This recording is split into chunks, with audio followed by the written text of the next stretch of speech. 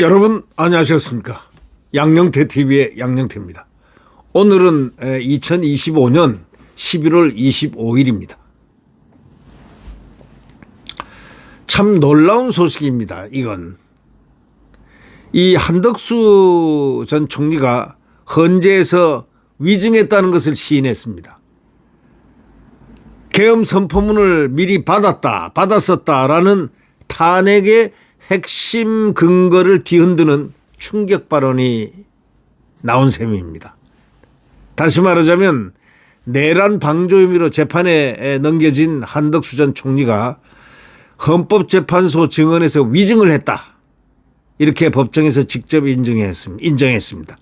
이로 인해서 한 전 총리의 재판은 물론이지만 윤석열 대통령의 탄핵의 핵심의 근거가 바로 이건데 실질적인 국무회의가 없었다. 이거 아닙니까? 그런데 이 헌재 판단이 한 전 총리의 거짓 증언에 기초한 것이었을 가능성이 제기되면서 판결 자체가 뒤흔들릴 수 있다는 중대한 파장이 지금 예상되고 있습니다.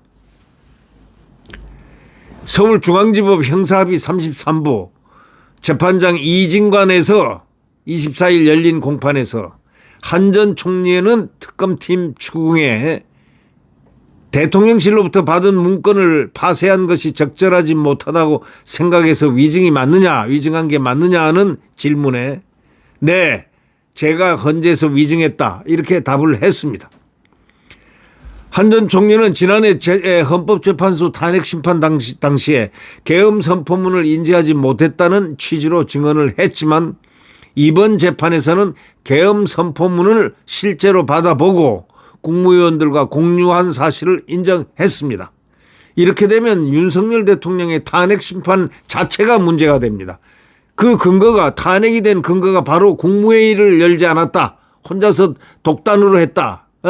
이런 얘기가 이게 근거가 되고 있는데 이렇게 된다면 탄핵이 이제 원래대로 돌아가야죠. 예, 원래대로 돌아가야 되는 거 아닙니까? 네. 문영배 망령이 다시 나와야 되는 거 아니겠습니까? 그래서 제대로 해야 되는 거 아니겠습니까? 네. 지난해 헌법재판소 탄핵심판 당시에는 한덕수 전 총리가 뭐라 했느냐. 계엄 선포문을 인지하지 못했다 했거든요. 그렇게 증언했지만 이번 재판에서는 계엄 선포문을 실제로 받아보고 국무위원들하고 공유한 사실을 인정하고 또 이거는 헌재가 이 윤석열 대통령 탄핵 판결의 핵심 근거로 삼았던 실질적인 국무회의가 없었다는 판단을 정면으로 뒤흔드는 대목입니다. 이건 그러니까 이건 뭐 탄핵 자체가 엉터리였다는 얘기가 가능해지는 엄청난 지금 문제가 일어날 수가 있다 이런 얘기입니다. 윤 대통령이 계엄을 선포하기 전에 계엄 관련 사실을 알리고 서로 의견을 교환했고 계엄 선포문을 비롯한 문건을 서로 공유했다는 것은 실질적인 국무회의가 진행됐다는 거 아닙니까? 이 한 총리도 미동도 없이 계엄 당일 대통령실을 찍은 CCTV에서 영상에서 자신이 문서를 들고 있던 장면을 본 후에 자신이 위증을 했다고 인정한 것으로 알려졌습니다. 이거 보통 후폭풍이 일어나지 않을 수가 없습니다. 헌법기관 심판 과정에서 위증 인정은 단순한 개인적 실수가 아니라 헌재 판결의 정당성 자체를 뒤흔드는 사건입니다.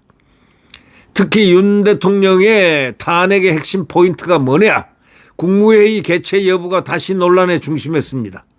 정치권과 법조계 모두 충격에 빠질 수밖에 없는 얘기입니다.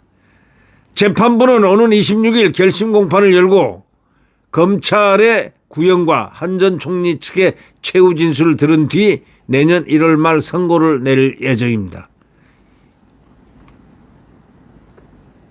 한 전 총리에 대한 판결도 중요하지만 한 전 총리가 위증 자백으로 실질적인 국무회의가 존재했었다는 쪽으로 기울면서 윤 대통령의 재판은 엄청나게 큰 변곡점을 맞을 것으로 보입니다. 참 기가 막힌 일들이 지금 많이 일어나고 있습니다. 네, 구독 버튼과 엄지를 눌러주시면 대단히 감사하겠습니다.